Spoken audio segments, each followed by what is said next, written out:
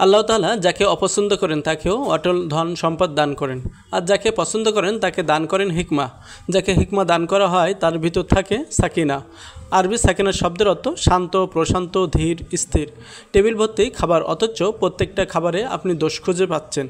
পেট ভরে খেতে পারছেন না, কেননা আপনাকে সম্পদ দান করা হয়েছে, হিকমা দেওয়া হয়নি, যে কারণে আপনার ভিতর সাকিনা নেই।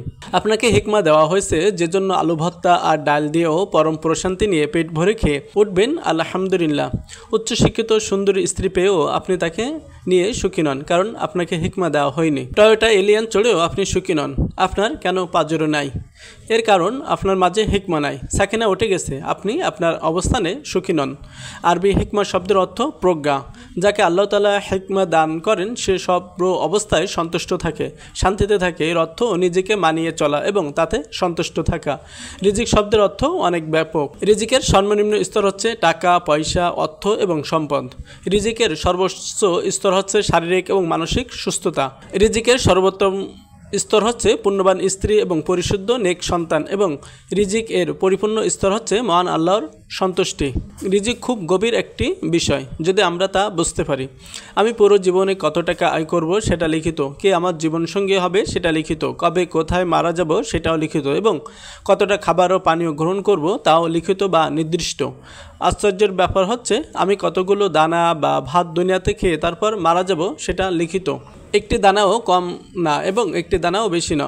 ধরুন এটা লিখিত যে আমি সারা জীবন 1 কোটি টাকা আয় করব, এই সিদ্ধান্ত আল্লাহ তাআলা নিয়েছেন। কিন্তু আমি হালাল উপায়ে আয় করব না হারাম উপায়ে করব, সেই সিদ্ধান্ত একান্তই আমার। যদি ধৈর্য ধারণ করে আল্লাহ তাআলার কাছে চাই, তাহলে হালাল উপায় ও 1 কোটি টাকা আয় করেই আমি মারা যাব, আর হারাম উপায় হলেও ওই 1 কোটি, নাথিং মোর নাথিং লেস। আমি যে ফলটি আজকে টেকনা বসে খাচ্ছি সেটা হয়তো ইতালি কিংবা থাইল্যান্ড থেকে ইম্পোর্ট করা। ওই গাছ যখন মুকুল ধরেছে তখনই নির্ধারণ হয়েছে সেটি আমার কাছে পৌঁছাবে। এর মধ্যেও কত পাখি ওই ফলের উপর বসেছে, কত মানুষ এই ফলটি পাড়তে গেছে, দোকানে অনেক ওই ফলটি নাড়ি ছেড়ে রেখে গেছে, পছন্দ হয়নি কিংবা কিনেনি। এইসব ঘটনার কারণ একটাই, ফলটি আমাকে রিজিকে লিখিত, যতক্ষণ না আমি কিনতে যাচ্ছি ততক্ষণ সেটা ওইখানেই থাকবে। এর মধ্যে আমি মারা যেতে পারতাম, অন্য কোথাও চলে যেতে পারতাম, কিন্তু না, রিজিক যেহেতু লিখিত আমি এই ফলটি না খেয়ে মারা যাব না।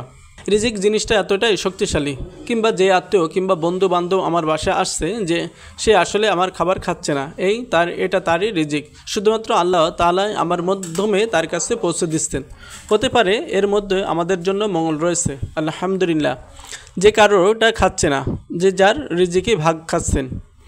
আমরা হালাল না হারাম উপায়ে খাচ্ছি সেটা নির্ভর করছে আমি আল্লাহ তাআলার উপর কতটুকু তাওয়াক্কুল আছে, কতটুকু ভরসা করে আছে। কেননা আল্লাহ তাআলা বলেন, দুনিয়ায় বিচরণকারী এমন কোনো প্রাণী নেই যার রিজিকের দায়িত্ব আল্লাহর উপর নেই। তাদের স্থায়ী এবং অস্থায়ী অবস্থান স্থল সম্পর্কে তিনি অবহিত। সব কিছু একটা সুস্পষ্ট কিতাবে লেখা আছে। সূরা হুদ আয়াত 6। আল্লাহ তাআলা অন্য আয়াতে বলেন যে আল্লাহকে ভয় করে, আল্লাহ তার জন্য কোনো না কোনো পথ বের করে দেবেন, আর তাকে এমন উৎস থেকে রিজিক দেবেন যা সে ধারণাও করতে পারবে না। সূরা তালাক আয়াত 2-3। মানে আল্লাহ তাআলা আমাদের সঠিক পথ এবং হালাল ও প্রশস্ত কামাই রোজগার ও রিজিক এর ব্যবস্থা করে দিন, এবং সকল প্রকার হারাম কামাই রোজগার ও রিজিক থেকে হেফাজত করুন, এবং আমাদের সবাইকে ক্ষমা করুন।